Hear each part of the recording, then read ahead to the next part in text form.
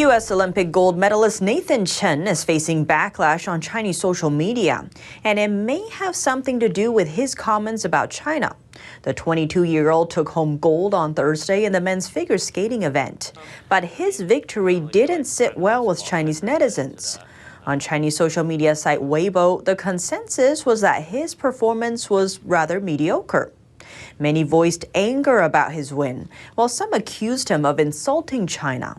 Despite the comments, speculation is rising that the pushback isn't really about Chen's performance. In an interview last week, Chen said he agrees that China's human rights record is abysmal and noted that change at a remarkable scale is needed for improvement inside the country. Some accused him of, quote, insulting China with the comments. Other online criticism stems from Chen's choice of background music. In a 2018 Olympic performance, he used a song from the movie Mao's Last Dancer. The film is set during former Communist Party leader Mao Zedong's Cultural Revolution. It tells the story of a Chinese dancer's escape from Communist China and journey to the U.S.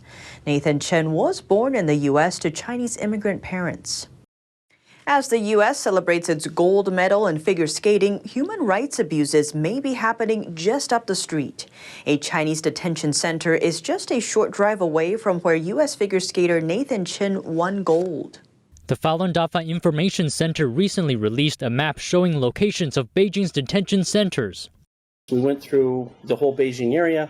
We mapped out the main Olympic venues. We mapped out the prison and detention centers so that people could see with their own eyes just how close these two things were in modern China.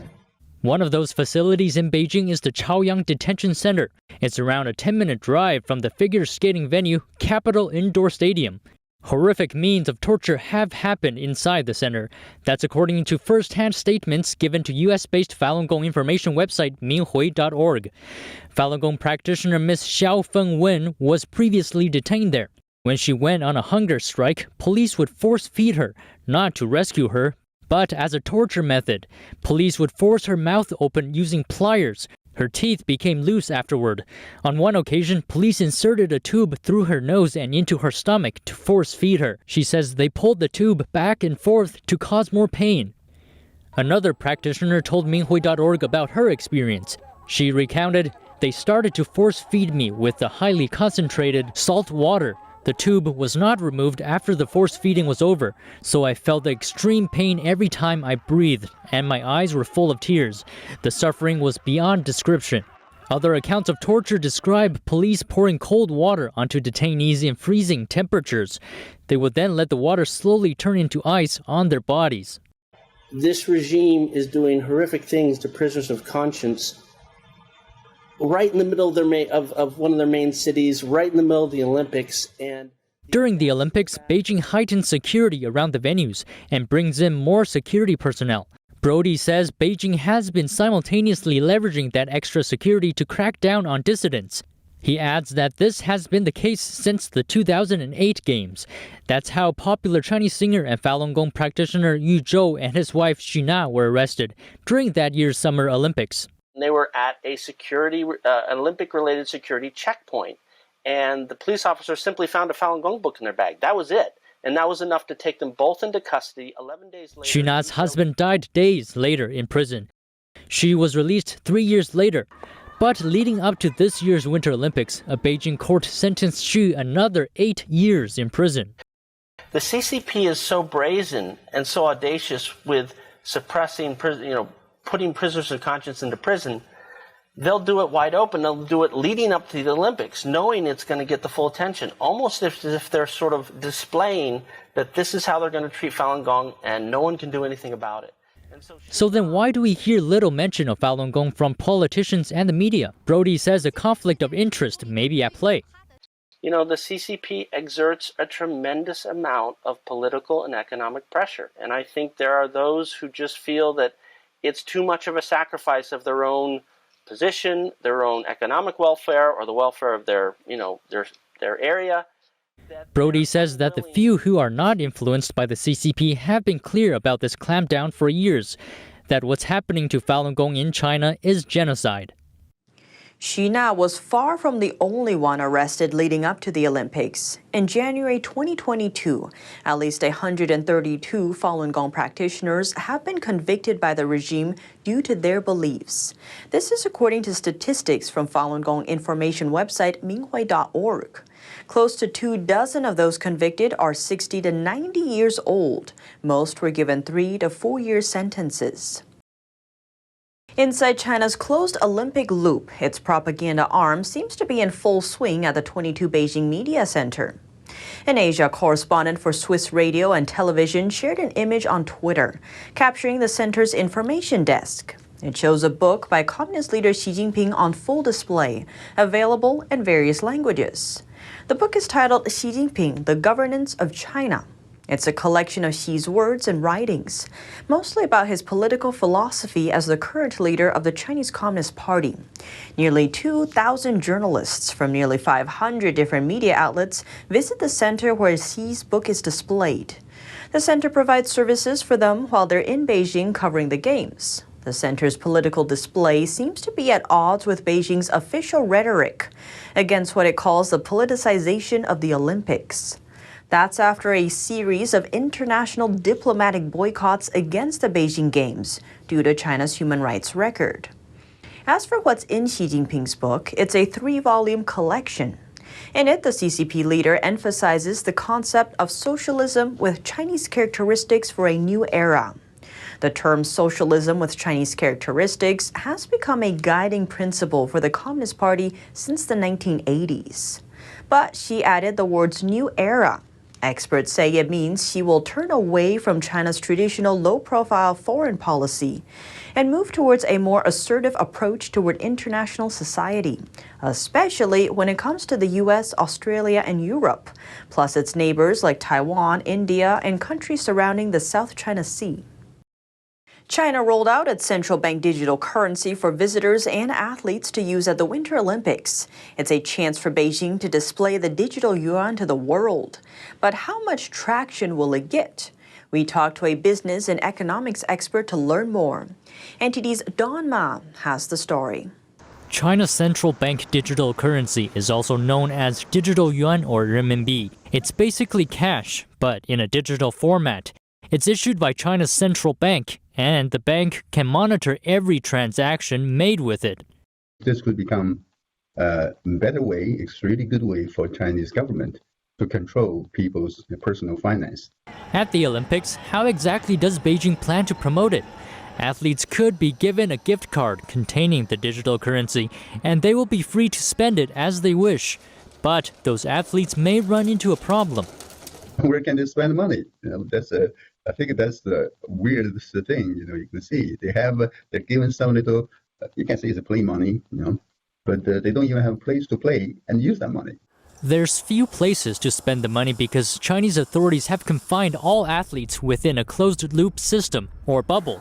This is where the games will take place. It's not too different from a quarantine facility. Athletes aren't allowed to leave the area, and people outside aren't allowed to enter. They'll find out this is probably most restricted, even more restricted than Hitler's Olympic game, the most restricted Olympic game in Olympic history. This means that athletes aren't able to roam around Beijing to shop with the digital yuan. Professor Xie says it's possible China's merely using the Olympics as a publicity stunt. But he says promotion of the digital renminbi to other countries would be in vain. Renminbi is not freely exchangeable. It's not freely convertible to other currencies. The digital Chinese currency is useless outside of China. So there's really no need for internationalization of Chinese digital currency. It's just a pointless promotion here. One of the biggest topics of discussion surrounding China's digital yuan is whether it can eventually replace the US dollar to become the global reserve currency. But Professor Xie says he doesn't see that happening in the foreseeable future.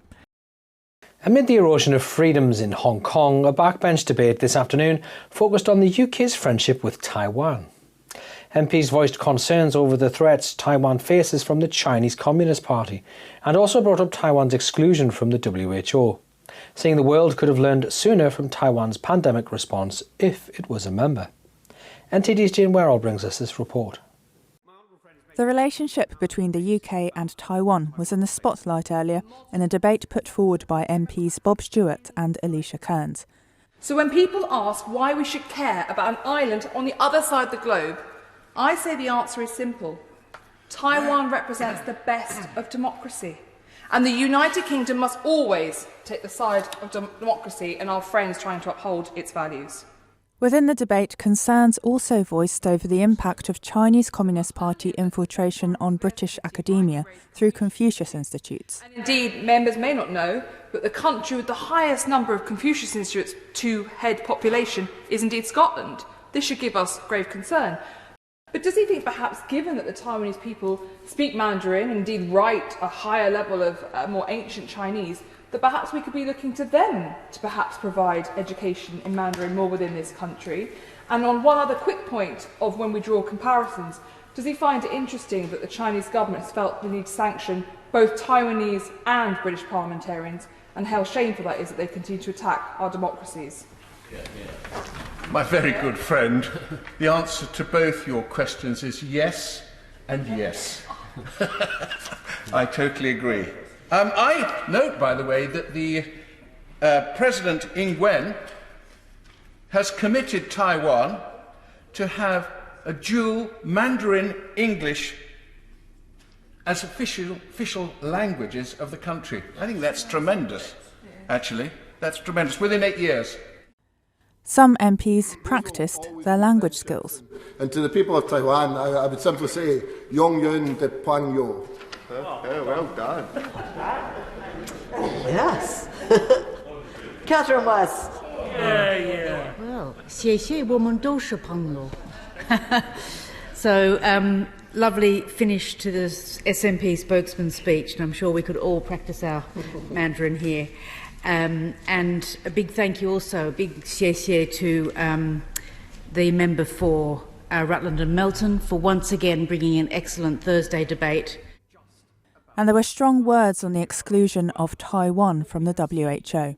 The absence of Taiwan's voice on the World Health Organization is a worse performance against COVID, against the Wuhan virus that emerged under Chinese tutelage. And would she not agree with me that what we are actually seeing is a damaged response and a worse ability for the British people to protect themselves because China has decided, for its own selfish reasons, to bully and silence Taiwan? The minister saying the UK will continue to work to advocate for Taiwan in international organisations and to work with international partners to ensure peace and stability on the Taiwan Strait. A Chinese businessman's appeal has been denied. That's after he received a 7-year prison sentence. His crime? Selling Christian books. Chen Yu owns the Wheat bookstore in China's southern Zhejiang province. He was sentenced in 2020 after being charged with what was labeled an illegal business operation. He was also slapped with an over $30,000 fine for the same reason.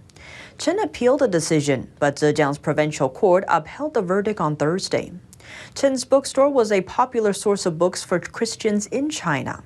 His shop attracted clients not only from his province, but also from those in North and Central China. When he was arrested in 2019, the authorities accused him of having sold over 20,000 Bibles and other Christian books. Over 10,000 more found on the premises were destroyed by local authorities. The Chinese Communist regime classified Chen's book selling as anti-China. That's because some of the Christian books he sold were printed in Taiwan and the U.S., meaning those versions weren't scrutinized by Chinese authorities, unlike virtually all other religious books available in the country.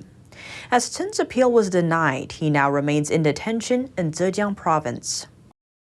A recent document is laying out rules for education in China. One of them states the Chinese Communist Party should make all important decisions in schools, and students should be educated for the party.